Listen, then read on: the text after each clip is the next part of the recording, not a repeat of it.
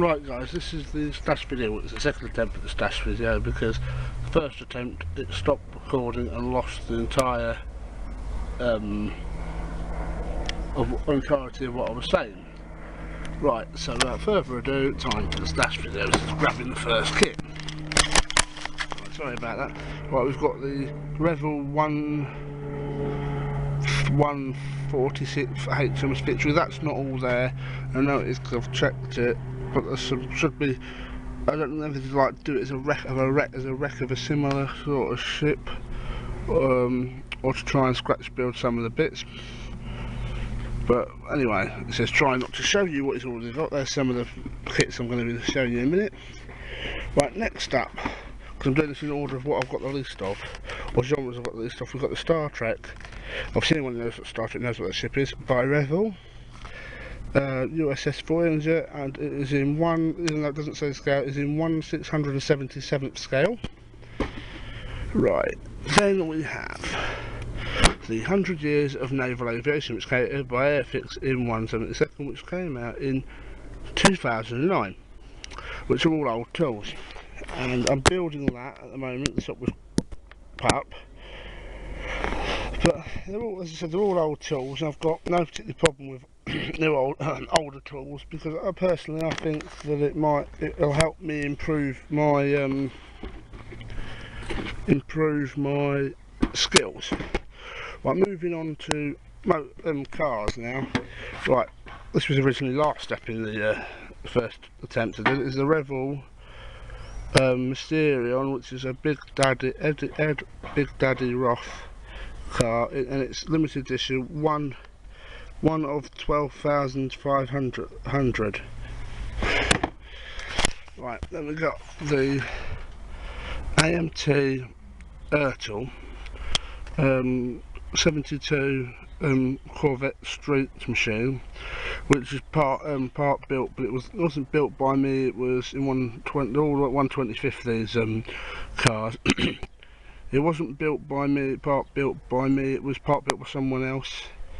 And when I bought it for a friend, I looked at it as a bit of a glue bomb, but that's for my one of my entries for the Shelf of Doom GB. Right, then we have the Revell Monogram 68 Roadster 2-in-1 in 1/25, yep, 1/25. That's a complete kit, so that's going to be built sometime. Right, now we're moving on to the interesting bits. So hang on, now we're going to move on to something that's a bit interesting, because they're AFV supply sets.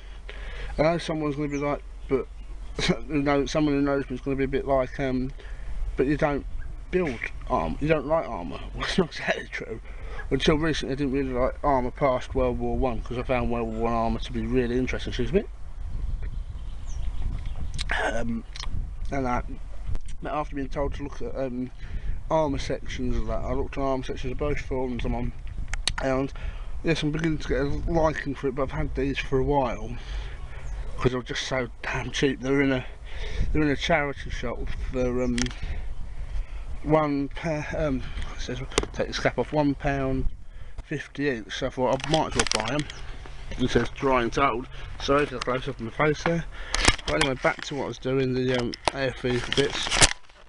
Right, we have the Academy German and Ally supply set, tank supply set, accessories in 1/35. There's the front, and obviously it's still got the charity shop sticker. You can see how much I originally paid for it, so it's not too bad. And then we have the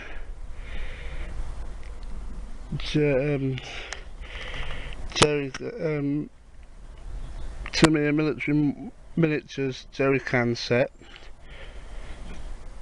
Was it jerry cans? It was jerry can set, but it's barrels as well. And then I have the AFV miniatures accessories set, tank set 2,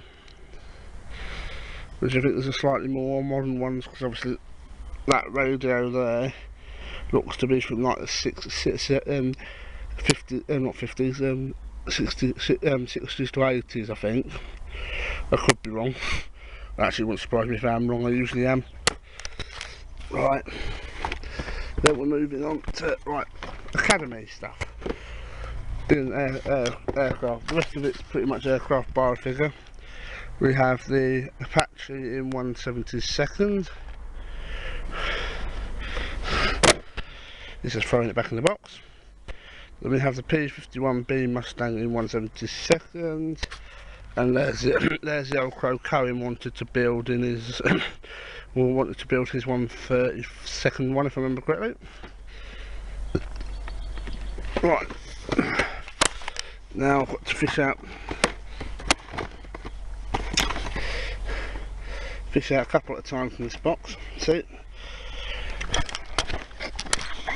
because I could just run the camera across it and go, there you are, we've got the de Havilland Comet racer. As Lee said in the news, International Scale Modeler News Show, the tooling is bad on that. Then we have the new tool FOCKE-WULF 190A-8, which is apparently very good, but I've not got round. I've had a quick look at it through the plastic bags and that, and it looks good to me. Then we have, oh, it says it's dropping it very hard, almost dropping the next kit. Then we have the 1/72 following that, which actually Lee said pretty good, is good, and is. I've done a review of it, I think, if I remember correctly. And then we have the de Havilland CHIPMUNK, which is an old kit, but it's de Havilland and there's a family connection, so got to have it.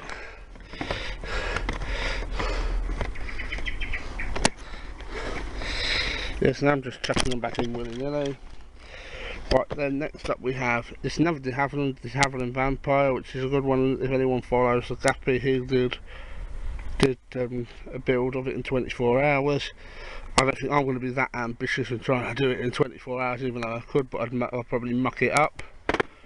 Then we have the 1/72 Supermarine Spitfire PRM Photo Reconnaissance Mark 19. Then we have the Hawker Typhoon in 1/72, the brand new version, which is meant to be very good. And I think hang on, let me just open the box. Have I actually opened it? Of course, I'm trying to open the box on camera. No, I haven't got it out of its plastic bags. Let's have a look at it.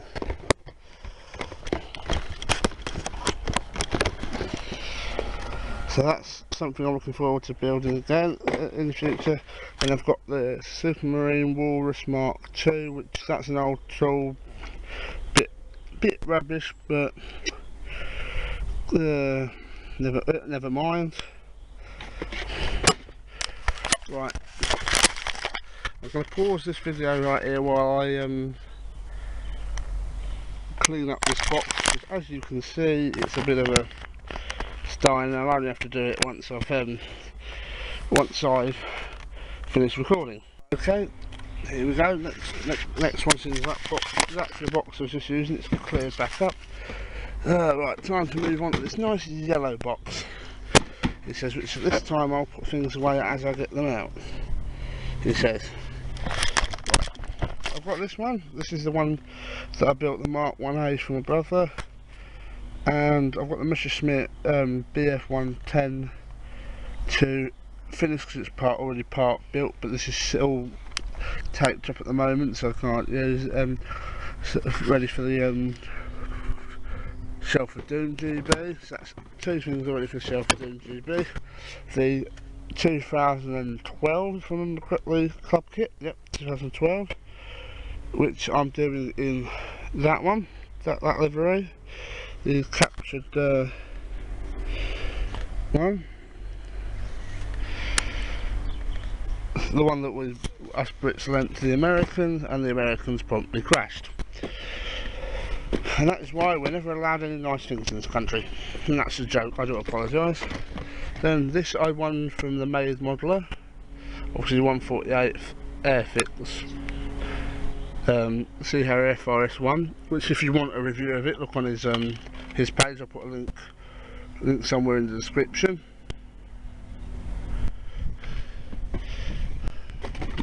And then we have the 1/32 Royal Air Force Red Arrows Hawk rather. And that's a wishful thinking 1/32 because I've been told it's never going to happen. T1A. I would like to, if I could, get a 1/32 decal sheet that replaces that and gives it the current tail, which is the 50th display season.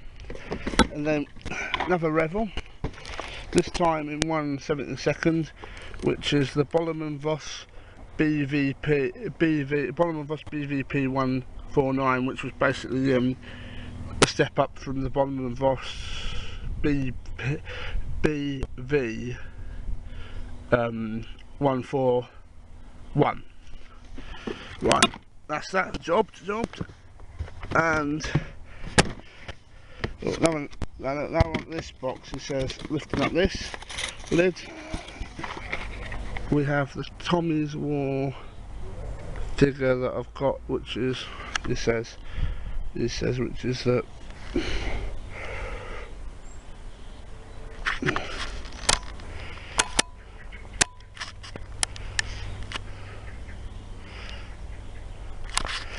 which is, it says, trying to get a decent light on it.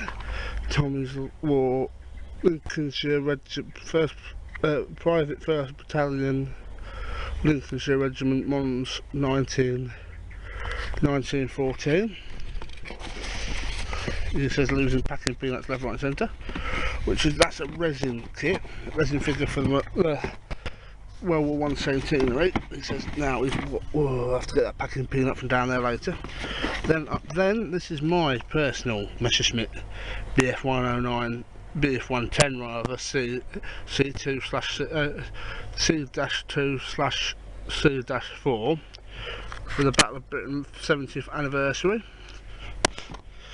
Then we have last year's Under the Red Star Airfix club kit, limited club kit, obviously with the Supermarine Spitfire Mark V, the Hurricane B2, 2B rather, and the Curtis Hawk, and the Curtis Hawk, and the Curtis Hawk. Then we have my only Edward of the entire thing, which is the Albatross. This is moving this thing, it's a boxer's bowed Albatross D2 in 148 scale. It says, yeah, you probably can see it there, 148. It's a Profi pack. Then we have the Academy 1/32 Top with Camel, which I'm actually looking at getting the F1 Top with Camel F1, which I'm looking at getting the photo etch upgrade set for it, even though the photo etch upgrade set costs nearly twice as much as the model. But that's something I'm thinking about at a later date, because I want to be able to do this kit justice. And with the most people probably go, you don't want to buy a photo etch upgrade set if it's twice the price of the model. But it's one of those things, it's what it adds to the model makes it a bit more realistic than it's worth it, really, in my opinion. But that's a much later idea. And this one, I told Tactical Jackalope about, he'd like to see it, and as I said, it's 172. I will show it on camera at some point, but I've already sat here in the sun doing 2 videos today in quick succession. I really don't want to do a third, so I'll do that at a later date. And then finally I have in 172 the Lockheed YF22 Lightning II, which is the prototype of the F-22 Raptor. Vitality bits, race pan lines. That'll be a scribing job when I can get myself a scribe. I've got that packing pin up. Right, that's been all my stash. I know it's a lot of airfix and that. There's probably going to be people going, well, airfix aren't that great. Well, when it's all you can afford, and that you can't really get hold of that many academy kits and that at my local hobby shop and that. It's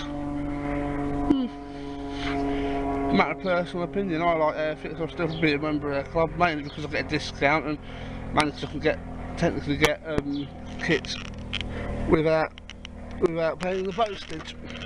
Well, no, we're only paying the postage rather. Anyway, this has been Dark Blade 88. Goodbye.